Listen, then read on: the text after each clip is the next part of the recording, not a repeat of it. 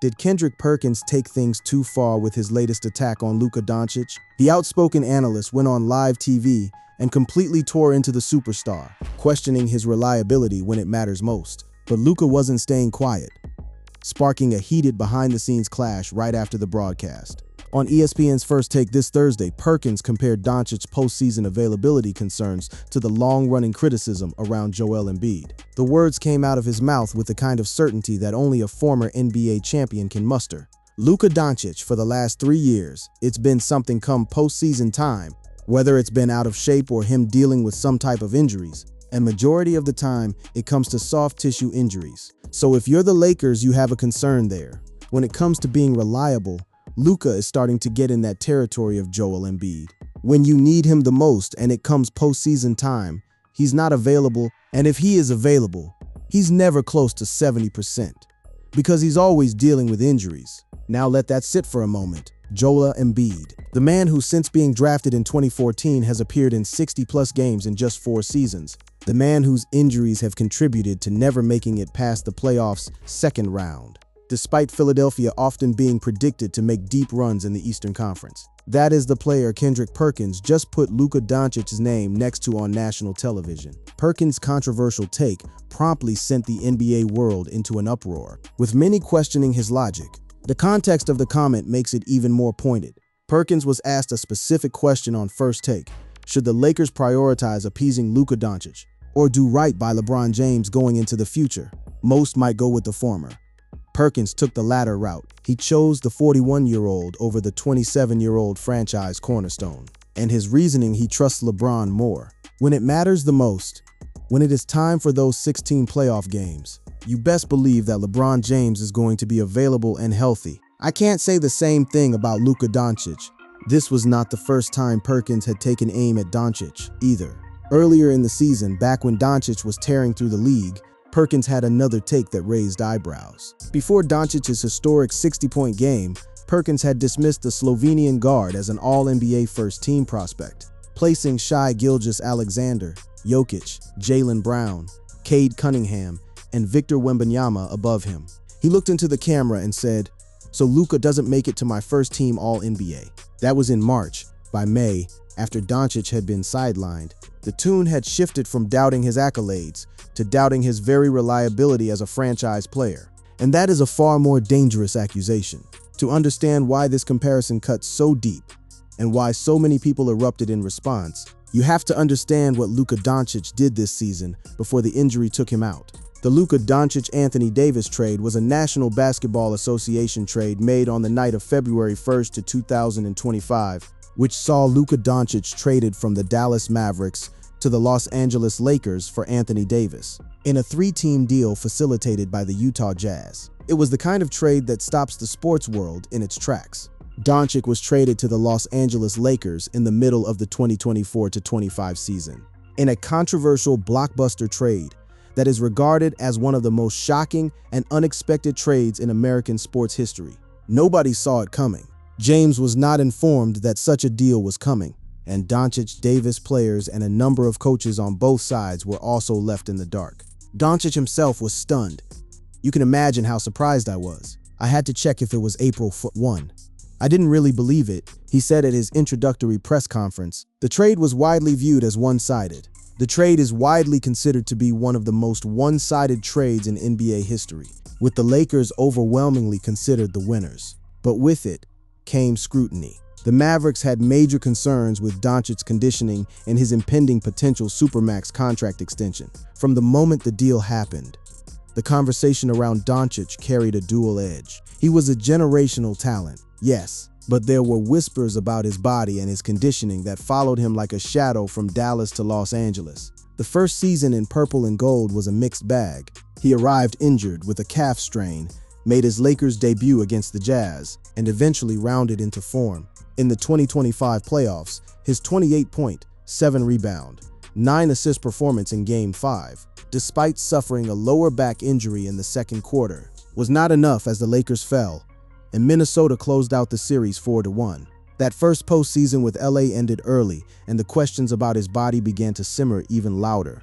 But heading into the 2025-26 season, Dončić made a deliberate and dramatic transformation. Dončić overhauled his training program last summer, allowing him to enter the season in arguably the best shape of his career. Just months after being traded from the Dallas Mavericks to the Lakers, Dončić reshaped his frame with two-a-day workouts, a strict diet, and a month-long reset from basketball. This was a man on a mission, silencing every critic who had ever mentioned his weight, his conditioning, or his commitment. Even Perkins himself acknowledged the transformation. "I was one of the ones who disrespected Luka because, hey, it was valid. He deserved disrespect for being out of shape, for not sliding those puppies in on the defensive side of things." And then Perkins flipped. He started praising Dončić's new approach. "It's going to be a problem this year for the rest of the league. I believe Luka Dončić took the disrespect into the offseason, and I applaud it." He even picked Dončić as his MVP candidate for the 2025-26 season. The narrative had done a complete 180, and for good reason. On October 21st, in his first game of the 2025-26 season, Dončić logged a near triple-double with 43 points, 12 rebounds, and 9 assists. 3 days later, he recorded 49 points, 11 rebounds, and 8 assists. He became the first Lakers player to record consecutive 40-point games to start a season. He became the second player in NBA history to start a season with 3 consecutive games of at least 40 points, joining Wilt Chamberlain. The entire league was watching a man who had taken every ounce of criticism and turned it into fuel.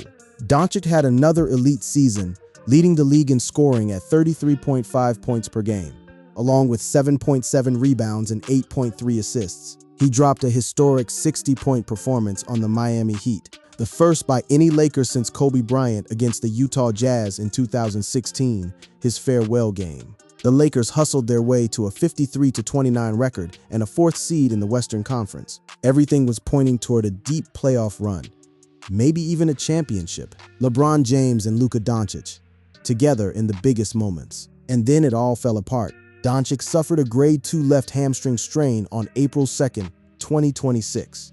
It happened in a game against the Oklahoma City Thunder, the very team the Lakers would later face in the second round of the playoffs. Dončić and Austin Reeves suffered soft tissue injuries in a loss to the Oklahoma City Thunder on April 2nd that kept both out for the rest of the regular season. What initially seemed like a setback that could be managed turned into something far more devastating. The day I did the MRI on the hamstring, the doctor told me 8 weeks recovery at the beginning. Dončić later revealed to reporters, 8 weeks, not 4, not 6, 8. That timeline meant he was never realistically coming back for the 2026 playoffs. Dončić fought to return. He did everything in his power. Immediately following the injury, in an effort to expedite his return, Dončić traveled to Spain for additional treatment. He revealed he underwent platelet-rich plasma therapy while overseas. Dončić said he received 4 PRP injections in Spain and needed to space each shot with 4 days in between. "I was doing lifting, running, and shooting, but I haven't done contact. I wasn't cleared yet, so that stuff will come in the next week or 2 probably." But contact clearance never came before the season ended. In an article by Dan Woik of The Athletic, released after the Lakers were eliminated, he reported that Luka's injury was even more serious than originally believed. While an MRI conducted in Dallas originally showed a grade 2 lower hamstring strain, further medical evaluation in Spain showed a deeper and more severe hamstring injury. Meanwhile, his Lakers teammates were fighting. Reeves returned in Game 5 of the Lakers' first-round playoff series against the Houston Rockets, but Dončić did not return. Despite his absence, the Lakers showcased incredible resilience, eliminating the Houston Rockets in the first round. Led by LeBron James's remarkable leadership, a 41-year-old man was carrying the franchise on his shoulders, while his 27-year-old co-star sat in street clothes on the bench. The emotional toll was visible on Dončić's face throughout. "It's very frustrating," Dončić said after a practice. "I hope people understand how frustrating it is. All I want to do is play basketball, especially at this time. It's the best time to play basketball. It's very frustrating to see what my team is doing. I'm very proud of them, but it's been very tough." But tough was about to get tougher. The Lakers entered the Western Conference playoffs' second round, but were swept by the defending champion Oklahoma City Thunder. In the conference semifinals against the Oklahoma City Thunder, Dončić's absence was keenly felt, leading to a disappointing 0-4 sweep.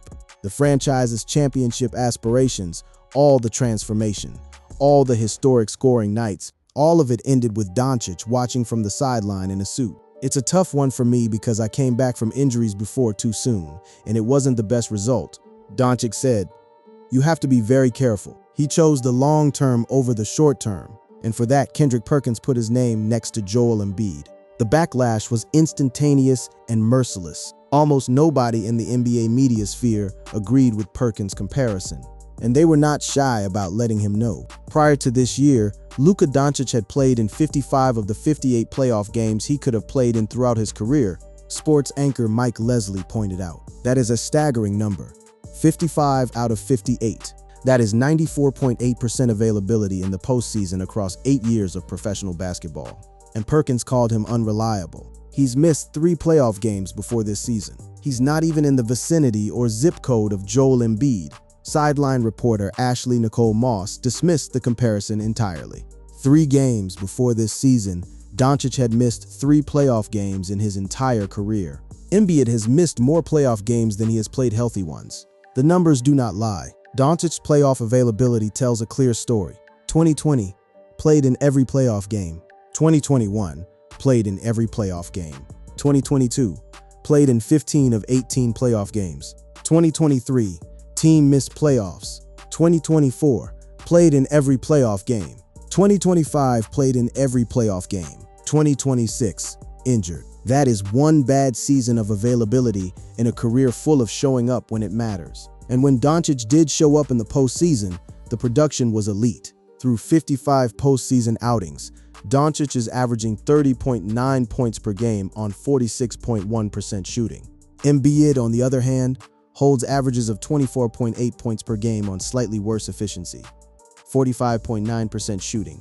Across 66 playoff contests, despite being a 7-footer, Dončić has been one of the best postseason scorers of his generation. He took the Dallas Mavericks to the NBA Finals in 2024. He stayed healthy enough to take the Mavs to the NBA Finals, while Embiid hasn't been able to take the Philadelphia 76ers to the Eastern Conference Finals, let alone the NBA Finals. The comparison is not just flawed. Many called it offensive. Fan accounts pointed out that the coaching and medical staff ran him into the ground all through March, then threw him back out there in the second half of a game that was already over after he got injured in the first half. That's called malpractice. There was a real argument that Dončić's injury was not a product of his body failing him, but of the organization failing to protect him. Emmanuel Acho had already gone after Perkins earlier in the season when the All-NBA snub happened. All that watching you do, what are you really watching? Just because you got eyes don't mean you can see, Big Perk. It don't mean you can see. The same energy carried over into May, multiplied tenfold. Kendrick Perkins lost his mind putting Luka and Joel Embiid in the same sentence. Fans flooded social media with Dončić's career playoff statistics, his finals appearance, his scoring records. The receipts were overwhelming. But in typical fashion, Perkins stood by his divisive take, reiterating that he doesn't trust Dončić as much as his 41-year-old Lakers co-star LeBron James. Even those who admitted Perkins might have a kernel of a point acknowledged the comparison was too extreme. I rarely agree with Kendrick, but Luka has been consistently injured in the playoffs. 2020, 2021, 2024. This year with the Lakers. Not saying he hasn't played well when he's been in there, but when was the last time we had a fully healthy playoff run for him? That is the nuanced version of Perkins' argument. The version he chose not to make. Instead, he reached for the most inflammatory comparison available. So here's the real question buried underneath all the noise. Is Kendrick Perkins completely wrong, or is there something legitimate under the hot take? The honest answer requires separating the comparison from the concern. The comparison to Joel Embiid is, by every measurable standard, an exaggeration. Since the start of his career, Embiid has battled setbacks. While Embiid has managed to play enough to secure 7 All-Star nods and an MVP title in 2023, he has just one healthy postseason under his belt, the year 2020, after a multi-month break due to the pandemic. That year, the Sixers were swept in round 1. Embiid's career has been defined by absence in the most important moments. Dončić has not until this year, but the underlying concern that Dončić has dealt with injuries at inopportune times is not entirely fabricated. It was actually the second time Dončić hurt the same hamstring during the 2025-26 season. The year before, he left a first-round game against the Minnesota Timberwolves with a back issue. The year before that, he was battling through a knee injury heading into the NBA Finals with the Dallas Mavericks. The pattern is real, even if Dončić has played through many of these injuries in ways that Embiid never has. Dončic's injury history adds context. He has dealt with calf and ankle issues in prior seasons, including a left calf strain that sidelined him for a month in late 2024. The current hamstring problem represents a different but related soft tissue concern, underscoring the physical toll of his high-usage style. His body takes punishment. He carries an enormous offensive burden, leading the league in scoring, running the offense, playing heavy minutes. That kind of workload has consequences. That the season still ended with Dončić suffering an injury has to be especially frustrating for everyone involved. This was a man who did everything he was told to do. He came in lighter, he came in fitter, he transformed his body. He earned MVP consideration, and his hamstring still gave out. Perhaps Dončić is simply injury-prone, which is why Perkins brought up Joel Embiid. It is a cruel thought, but it is the kind of thought that organizations building around a player on a 3-year, $165 million extension have to entertain. The Lakers are now at a crossroads. They enter the 2026 NBA offseason with a massive LeBron James question looming. With LeBron's 2-year deal expiring, he is set to become a free agent again in July. Perkins seemingly has doubts that Dončić will be able to lift the Lakers to the heights he took the Mavs, which is a serious problem considering the organization has essentially given him the keys. But the numbers still favor Dončić overwhelmingly outside of this postseason with the hamstring injury. It's unclear exactly what Perkins is referring to with this remark. While a bit harsh, Perkins has a point. In the NBA, availability is the best ability, and it's extremely difficult for a team to overcome the absence of a star player. That is a fair statement in a vacuum. But connecting Dončić to Embiid based on one missed postseason, after a career of showing up, is the kind of take that gets you clicks, gets you attention, and gets the NBA world furious. Which is, of course, exactly what it did. Dončić is expected to be fully healthy for training camp in the fall, and the Lakers are moving forward with him as the cornerstone of the franchise. He has already started his off-season recovery. He's already begun the same strict off-season diet he undertook to transform his body last summer, and is currently pain-free in the hamstring. The expectation is that he will return better than ever, which is what he did last time people doubted him. Perkins said it himself. Just months ago, he took the disrespect to heart. If history is any indication, Dončić will take this latest disrespect, being compared to Joel Embiid on national television, being called unreliable, being ranked below a 41-year-old, and use it as fuel once again. The man scored 60 points on the Miami Heat the last time someone doubted him. The question is not whether Luka Dončić will come back angry. The question is whether the rest of the league is ready for what that looks like.